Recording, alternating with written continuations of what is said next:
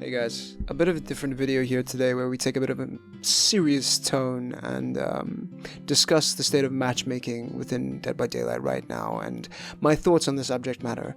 This is not necessarily as entertaining as the rest of my videos, but I genuinely think it is worth a watch through, and I would sincerely appreciate to hear your guys' thoughts on this matter because it is very important that we talk about it and hopefully get Behaviour to listen.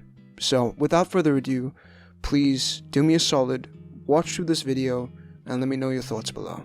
Thank you. That was a lot of fun to play that game. We were discussing about the matchmaking system right now and how it's fucking shit. There you go. So, let's talk about the... I mean, okay, yeah, do your fucking thing. Let's talk about the end result of matchmaking. Am I getting more challenging games as a killer? Yes, but it's not for the right reasons. Walk with me. I'm getting more challenging games as a killer because survivors are hacking more. I'm getting more hackers in my games, number one. Number two, I am getting more survivors who don't want to engage with the killer. They want to do their generators. They want to leave. Which, to be fair, I can't hold it against the survivors. That's their job. They need to get their gens done and they need to get out. It's the mark of a great survivor team. But all I'm seeing is survivors just wanting to do gens and not really fuck with the killer. And then finally, which is the only really good part about this, is I'm seeing a lot more capable Swifts, which is great, but it's really hard because it's inconsistent. Sometimes I will get games with 4 survivors who just fucking do gens, can't loop, can't engage with the killer whatsoever. Like we just saw right now, they may have been gen jockeys, as we see, all capable, all really driven to do their objectives, but garbage in a loop, garbage with the rest of the team. They get to their rank based on simply doing the generators and surviving the trials. They play the system. They abuse the system. Not intentionally. That's what the game wants. Then we have Swifts, who only play together. They play when their friends are online. They're in comms. They are playing to get their wins. They send 2 survivors off to harass the killer. Other 2 are on gens constantly. Those are the teams where you go in and it takes you a few minutes to realize, okay, I'm playing against a cracked team. I need to play my ass off now. So when you start getting higher up in an MMR, you have to start making decisions as the killer. Okay, do I sweat every single match? Or do I risk losing a match to play passively, to play a more relaxed game? And it creates this sort of divide where I'm like, I really don't like playing at high MMR because of its inconsistency. I get a lot fewer matches where I'm having a lot of fun. I would rather have no matchmaking and go into my games, assess my survivors and be like, oh, this is fun. And this is really controversial and people have said this before, but coming from a killer main who really, really likes difficult survivor games, because they afford me the ability to play more aggressively to avoid and ignore the nice killer playbook, I want there to be comms in this game. I want there to be better communication in this game. I want there to be more inbuilt aura reading in base kit. I wish Kindred was base kit because it would allow solo queue survivors more tools to them and wouldn't really help Swifts all that much. And by the way, sorry, oi mix. I'm sorry, I'm not trying to avoid you, man. Thank you so much for coming in. It was a really fun game. Sorry about the Fangming DCing way too quickly. You did your absolute best, man. One done for being a gen jockey, and yeah, I hit some nasty hatchets there. Sometimes luck, sometimes skill. Sometimes maybe good, sometimes maybe shit. But this is my biggest issue: is the inconsistency now is worse than the inconsistency prior. And it's not like, it's not doing anything for the game. It's causing a loss of players for the game. It's not helping killers feel motivated to play more killer because they're still getting smashed by survivors.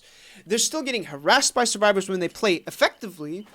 That's not solving the problem. And survivors are getting bored now because the only fun way to play survivors is either you loop a killer, which you're going to lose MMR for and eventually end up in baby killer land because you will fucking die to a good killer because a good killer will tell you out of the game. You will lose MMR for that because that's how you lose as MMR as a survivor. Or you are going to just play against really shitty killers and it's going to be boring for you. Like, no offense, but playing survivor solo, unless you're like fucking beef, or like Jerem, or these content creators, or these guys who are like, just have so much fun with loops, is boring as hell.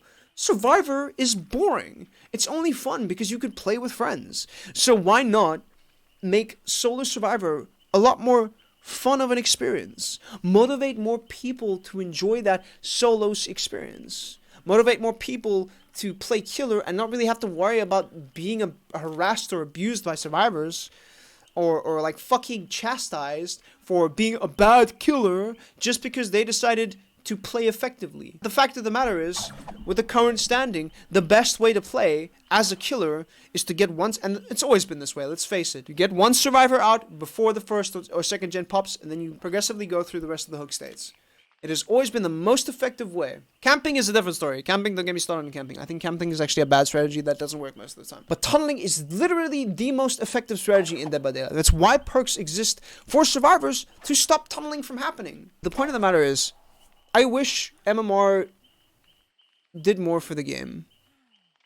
I wish the matchmaking system helped killers feel more inclined to play to the best of their abilities, especially at higher MMR. And I feel like to some extent it does. But I also feel like, unless you're right at the top or right at the bottom, matchmaking is so massively inconsistent that you don't know where you fit in. You really don't. And there's no way to fix this other than a complete overhaul of the system, which they won't do, because it's behavior, or they remove the system, which they won't do either, because their behavior. And when they put like time and effort into something, it's their baby, and they can't fucking let go of that. That is behavior's biggest issue. They do not want to let go of shit. They do not want to listen when people say, no, behavior, you did bad. That's a bad thing right now. You fucked up. Fix it. They're like, no, you're wrong. Stop playing our game.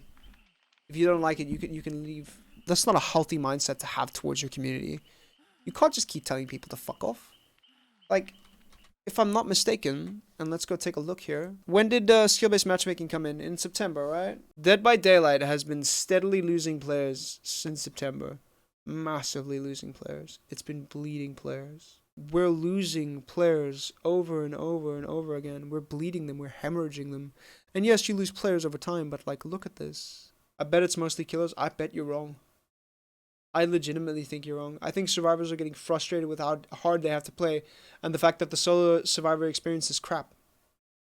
Because let's face it, it's not just killers who get bullied, it's solo survivors. Because good killers will fucking pick on solo survivors to no end. We take advantage of that because it's a weak system. Swifts are incredibly strong, but on the exact opposite end of the spectrum, if you're playing solo survivor, unless your teammates are cracked out of their minds, you are playing at a disadvantage. If that's the way behavior wants to balance the game, that's fine. But they need to be prepared to accept the fact that their arrogance is costing them players. I will say one thing. Behavior and not letting people see their MMR, I think that's a good thing because people get too much of a fucking ego about it, and this game is so egotistical. People who play this game are so egotistical, and they need to chill. But and this is legitimately a huge message to behavior. Swallow your pride. Stop being arrogant about this game. You have an amazing community here who really wants to play this game and enjoy this game, but it's being held up by the arrogance of its developers. You don't know what's right for this game, behavior. Your community does. The people, the thousands and thousands, these people know what's wrong with your game. Start listening to them, or these numbers are going to continue to drop. I've seen it before. Seen it with Paladins. Seen it with Overwatch. It's going to keep tanking. Start listening to your player-based behavior, or you won't have a player base left.